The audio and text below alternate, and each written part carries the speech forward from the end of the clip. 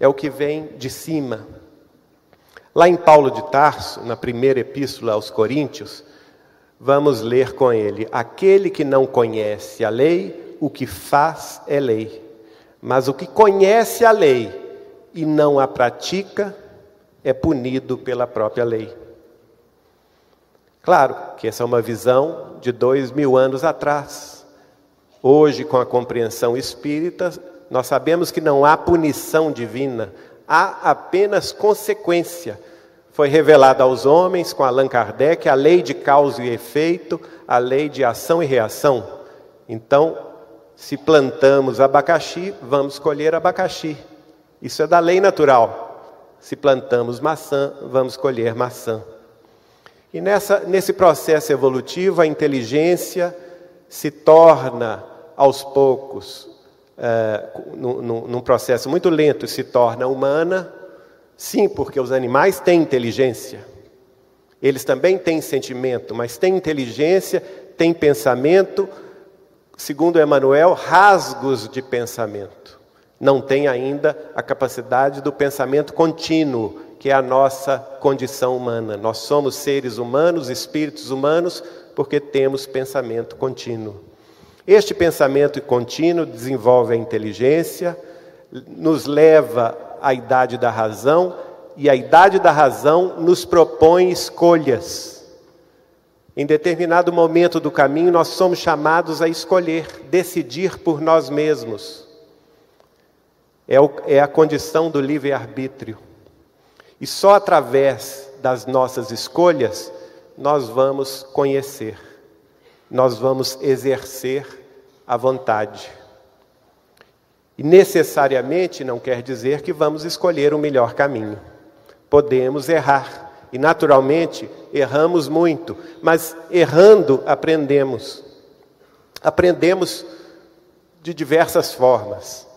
Neste esquema aqui, vamos ver de um lado o que nos atrai e de outro lado o que nos causa repulsão.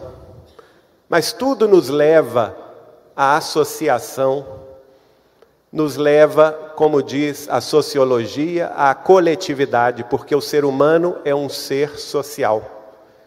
Ele se realiza na sociedade, através do outro, ele se comunica com o outro, ele é segundo o outro.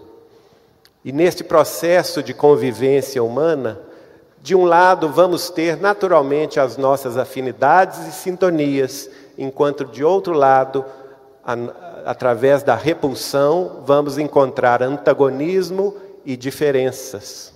Mas tudo isso é aprendizado, é estímulo.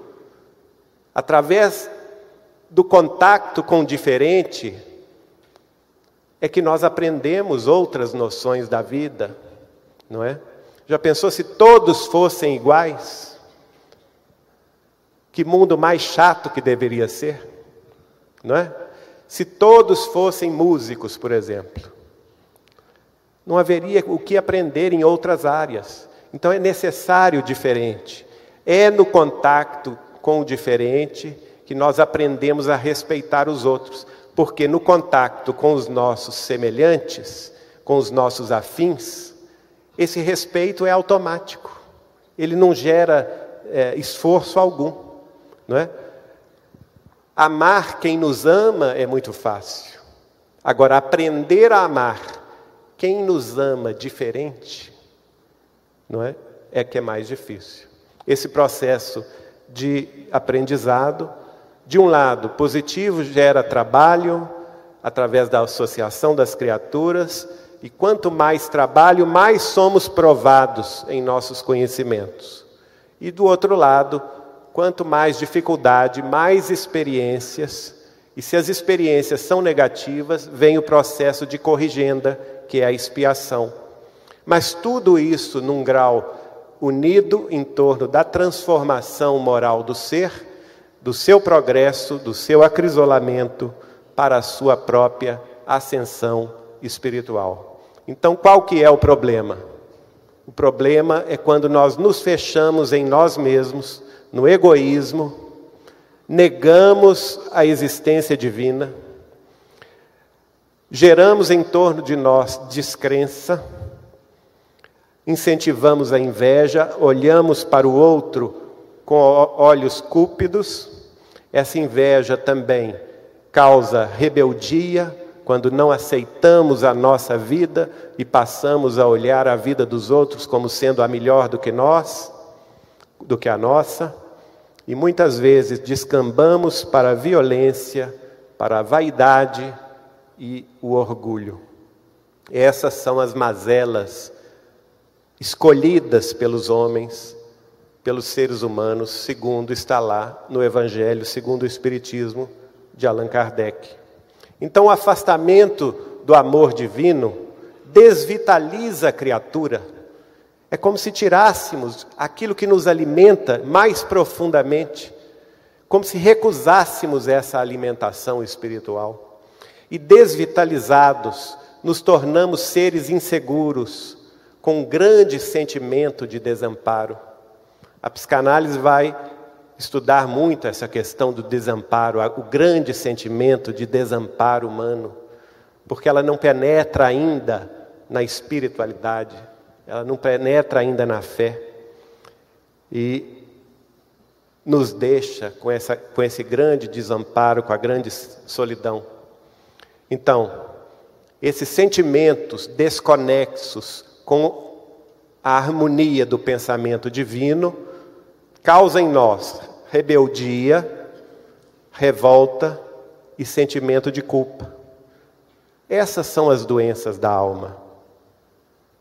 Isso é que nos traz, ao longo dos séculos, problemas, expiações, dificuldades, reajustes, corrigendas.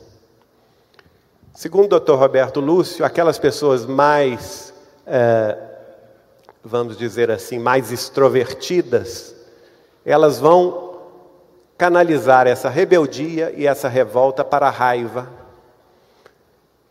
Isso gera necessariamente um complexo de culpa, aumenta-se a agressividade da criatura, podendo levá-la à violência. E de outro lado, as pessoas mais introspectivas ficam com medo,